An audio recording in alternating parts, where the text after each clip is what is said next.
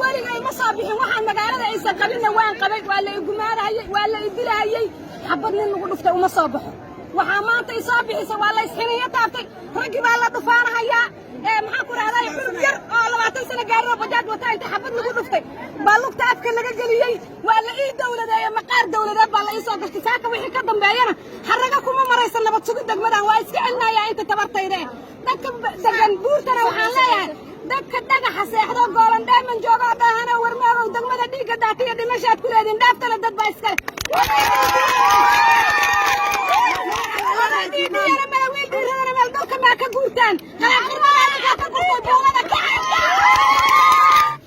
saacadaalad ma taalo marka saas anaga saaqana soo bixiso ragnagi baa la miiraya hadii maalin waxaan ka joognaa baladka marka hadii mudan ka guuraynay baalku maxaa deegaan baan nahay mudana la soo xisuuqayay rag anaga mar walba station ka markii la keenayay maalin habeenba lagu cunaayay waa la sii dhiibayay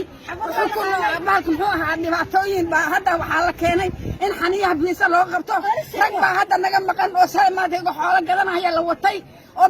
meel hadda ay salaysan yihiin la waayay saajaan cirib meel ay dhigeen la saddex wiil taan cirib meel ay dhigeen baa la leeyahay caruurtii saaka luuqa ku caris Allah ka dhigo waa naga dhameeyay annaga waxa weeye wax nooga dambeeya malaha anagu dareena annaga maamulada deegaanka balad xaaw hadaan ha qaasatan reer guur waana la bartilmaameysada 24 saac waana la xasuuqa 24 saac wiilashana shabaab baa la dhahaa 24 saac raganaga meelka lagu jiidaa markaan soo banaan baxno ficilka ee dhahay shicibka ka hadal dantanadana xabadaan ugu asqay waa ciidanka qaranka waxa la xabadaynayo xabada korkana ku fata shan wiil baa saaka naga dhaawacantay waxa way todoba bari buu soconay haday isla dawladda arrintaas soo faragelinin dawlad ma la arkinay nabad sugid la yiraahdo annaga dawladda kala ma haysana sharaf ay leedahay waa dawladeena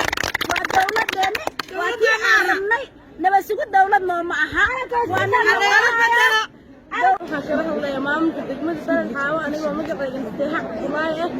wiilal yidii soo dhalinyaro oo iftiinkii degmada Balad Xaawo ayaa xaniyaha laga siibay niman aan waxba aqoon oo maamul ahaan oo dambi baaris ahaan baa habeen madow xafiis meel degmo lagu xirin xarun ciidan lagu xirin guri waa la galay ilmihi waa laga siibay